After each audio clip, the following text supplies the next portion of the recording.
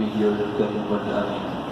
آج کا ہمارا جو درس قرآن کا سلسلہ ہے وہ ہے حضرت سیدنا سلیمان علیہ السلام اور ایک چونٹی۔ سلیمان علیہ السلام آپ نے پہلے کے درس میں سماعت کیا کہ انہوں نے پوری دنیا پر حکومت کی۔ اللہ تعالیٰ نے ان کو یہ اعزاز بخشا کہ یہ پرندوں کی بولیاں بھی سمجھتے تھے، یہاں تک کہ ہواؤں پر بھی کنٹرول تھا۔ آپ کو اللہ تعالیٰ نے ہوا پر کنٹرول دیا، آپ کے حکم کے تابع تھی ہوا۔ اسی طرح روایت میں ایک مرتبہ حضرت سلیمان علیہ السلام جنوں اور انسانوں وغیرہ اپنے تمام لشکروں کو لے کر طائف یا شام میں وادی نمل سے گزرے، جہاں چونٹیاں بکثرت سے تھیں۔ چونٹیوں کی ملکہ جو لکڑی تھی اور مادہ تھی، اس نے تمام چونٹیوں سے کہا، اے چونٹیوں تم سب اپنے گھروں میں چلی جاؤ، ورنہ سلیمان علیہ السلام اور ان کا لشکر تمہیں بے خبری میں کچل ڈالے گا۔ چونٹی کی اس تقریر کو حضرت سلیمان علیہ السلام نے 3 میل کی دوری سے سن لیا اور مسکرا کر ہنس دیے۔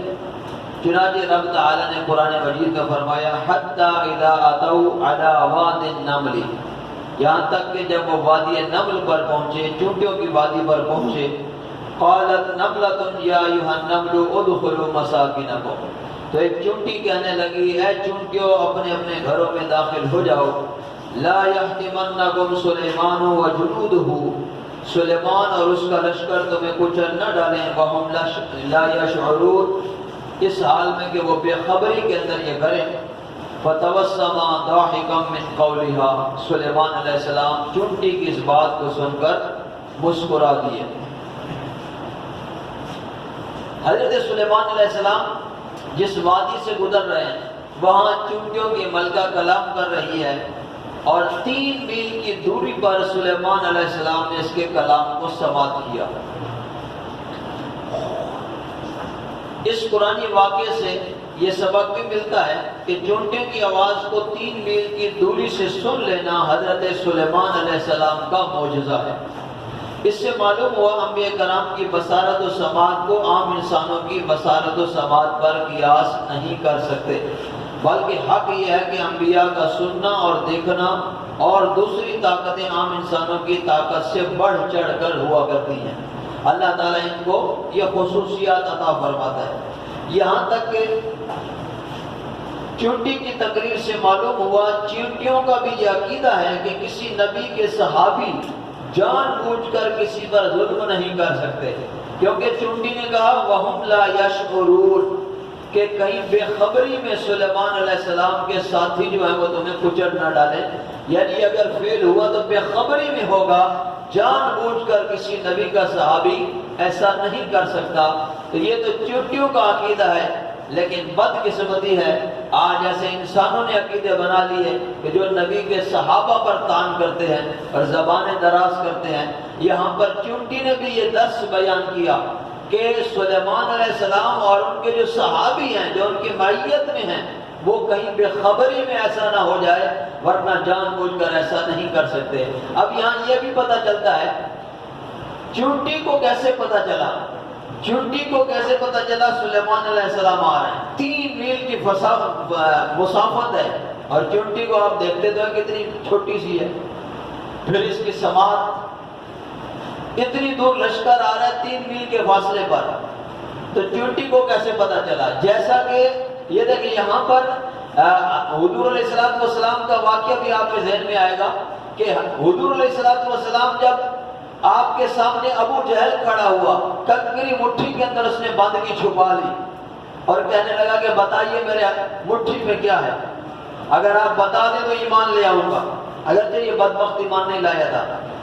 تو یہاں لوگ تو نبیوں کا علم غیب کہتے ہیں، ہم کہتے ہیں نبی کا علم غیب تو ورا الورا ہے، لیکن یہاں تو اللہ تبارک و تعالیٰ جانوروں کو بھی غیب عطا فرما رہا ہے، بے جان پتھروں کو بھی غیب عطا فرما رہا ہے۔ ابو جہل کی مٹھی میں کنکری تھی، وہ پتھر لایا تھا، حضور نے فرمایا میں نہیں بتاؤں گا، اگر یہ تیری مٹھی میں جو چیز ہے وہ بتا دے میں کون ہوں۔ تو پھر ابو جہل خوش ہونے لگا کہ کنکر کہاں سے بولے گا، پتھر کیسے کلام کرے گا۔ تو اس نے کہا یہ تو اور زیادہ اچھی بات ہوگی. میرے آقا نے اشارہ فرمایا ابو جہل کی مٹھی کی طرف. تو مٹھی کے اندر کنکر نے یہ نہیں دیکھا میں کفر کے شکنجے میں ہوں, میں ابو جہل کے قبضے میں ہوں, میں کفر کی قید کے اندر ہوں, یہ نہیں دیکھا کنکری نے. جب حضور کا اشارہ ہوا ہے, حضور اللہ کے نبی نے اشارہ کر دیا ہے, تو پھر وہ بند مٹھی کے اندر کنکر پڑ رہا تھا, اشہد ان لا الہ الا اللہ و اشہد انک محمد رسول اللہ. تو کنکری نے کلمہ پڑھا. آج سوال یہی ہوتا ہے چونٹی کو کیسے پتا چلا, یہاں کنکر کو کیسے پتا چلا باہر حضور کھڑے ہیں, مٹھی بند ہے, کنکری کو کیسے پتا چلا باہر حضور ہیں. تو اس سے عقیدہ ہمارا جو بنتا ہے وہ یہ ہوتا ہے کہ جب اللہ تبارک و تعالیٰ کے انبیاء اولیاء یہ کسی چیز سے ہم کلام ہو یا ان کا رابطہ ہو جائے, تو جو چیز دامن مصطفیٰ سے لگ جائے, کسی نبی کے دامن سے لگ جائے, اللہ تعالیٰ ان بے جان چیزوں کو بھی قوت گویائی عطا فرما دیتا ہے. اللہ تعالیٰ ان چونٹیوں جیسے جانوروں کو بھی قوت گویائی اور بصارت کی نعمت سے مالا مال فرما دیتا ہے. اور اتنی بصارت عطا فرماتا ہے, 3 میل پر لشکر آ رہا ہے, وہ دیکھ بھی رہی ہے, کلام اس کر رہی ہے, اور قربان جائیے ساتھ میں اللہ کے نبی کا معجزہ دیکھیے. سلیمان علیہ السلام, آپ چنٹی کی آواز سن کر بتا سکیں گے کہ کیا کہہ رہی ہے؟ ہم نہیں بتا سکتے, ہمیں پتہ نہیں چنٹی کی آواز, ہم شاید سنی بھی نہ ہو چنٹی کی آواز, لیکن سیدنا سلیمان علیہ السلام آواز بھی سن رہے ہیں, اور جو وہ کہہ رہی ہے وہ سننے کے بعد اللہ کے نبی مسکرا رہے ہیں اس کی بات سن کر. 3 میل کے فاصلے پر کیسی آواز ہوگی؟ ایک چونٹی 3 میل کے فاصلے پر ہے سلیمان علیہ السلام, اور آواز. تو یہ وہی ہے کہ اللہ تبارک و تعالیٰ اپنے انبیاء اپنے اولیاء کو یہ قوتیں, یہ صلاحیتیں عطا فرماتا ہے, یہ طاقتیں عطا فرماتا ہے کہ یہ چاہے ہزاروں میل کی دوری پر ہوں, لیکن ان کی بصارت اور یہ سماعت کا عالم اللہ تعالیٰ نے یہ رکھا ہے کہ یہ دور سے بھی اپنے پکارنے والوں کی پکار کو سن لیا کرتے ہیں.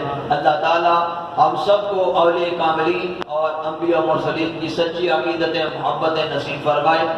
حضرت قتادہ بہت بڑے محدث ہیں, یہ ایک مرتبہ کوفہ کے اندر تشریف لائے. آخری بات سنیے گا, حضرت قتادہ جب تشریف لائے نا, یہ بہت بڑے محدث ہیں, تفسیر کے ماہر تھے. انہوں نے ایک سوال شروع کر دیا, یہ چونٹی کے ساتھ ہی اس کا تعلق ہے.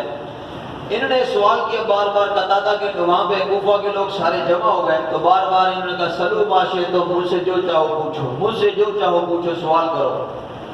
امام اعظم ابو حنیفہ رحمۃ اللہ علیہ, ہم حنفی کہلاتے ہیں جن کے مقلد ہیں, امام اعظم ابو حنیفہ رحمۃ اللہ اس وقت چھوٹے تھے, تو آپ نے خود تو سوال نہیں کیا, ساتھ والوں سے کہا کہ آپ حضرت قتادہ سے پوچھو کہ وہ جو چونٹی تھی وہ سلیمان علیہ السلام سے ہم کلام ہوئی تھی, یہ تو بتائیے کہ وہ نر تھی یا مادہ تھی, مذکر تھی یا مؤنث تھی. جب یہ سوال انہوں نے کیا تو حضرت قتادہ خاموش ہو گئے, نیا سوال تھا ان کے لیے. تو پھر جب خاموش ہو گئے تو لوگوں نے پھر پوچھنا شروع کر دیا حضرت امام اعظم ابو حنیفہ سے کہ سوال آپ نے کیا, آپ جواب دے دیں. تو امام اعظم ابو حنیفہ رحمۃ اللہ علیہ نے فرمایا کہ وہ چونٹی مادہ تھی. اب حضرت قتادہ نے پھر امام اعظم سے سوال کیا کہ آپ نے کہا مادہ تھی, دلیل کیا ہے آپ کے پاس, دلیل سے بات کریں, دلیل دیں کہ وہ مادہ کیسے تھی. تو حضرت امام اعظم ابو حنیفہ رحمۃ اللہ علیہ نے فرمایا دیکھیں قرآن میں اللہ تعالیٰ نے مؤنث کا صیغہ استعمال فرمایا ہے. قرآن میں فرمایا قالت نملۃ, اگر یہ مذکر ہوتا تو قرآن یوں کہتا قال نمل, یعنی تا نہ آتی آخر کے اندر, یہ تا مؤنث کے لیے لگتی ہے. تو قال نمل ہوتا تو پتہ چلتا تھا یہ مذکر ہے, لیکن قالت اور نملۃ دونوں جگہ تا آ رہی ہے. یہ اس بات کی طرف اشارہ ہے کہ رب تعالیٰ نے اس کے مؤنث ہونے کا اشارہ فرمایا قرآن مجید میں. جب آپ نے یہ دلیل دی تو حضرت قتادہ بھی خاموش ہوئے, اور لوگوں نے امام اعظم کے علم کا ڈنکا جو مشہور ہوا ہے الحمدللہ ہم جن کے ماننے والے ہیں, تو انہوں نے یہ جواب عطا فرمایا کہ سلیمان علیہ السلام سے ہم کلام ہونے والی جو چونٹی تھی وہ لنگڑی بھی تھی اور مادہ بھی تھی. قرآن نے قالت نملۃ کے لفظ سے اس کو یاد فرمایا ہے. صلو علی الحبیب.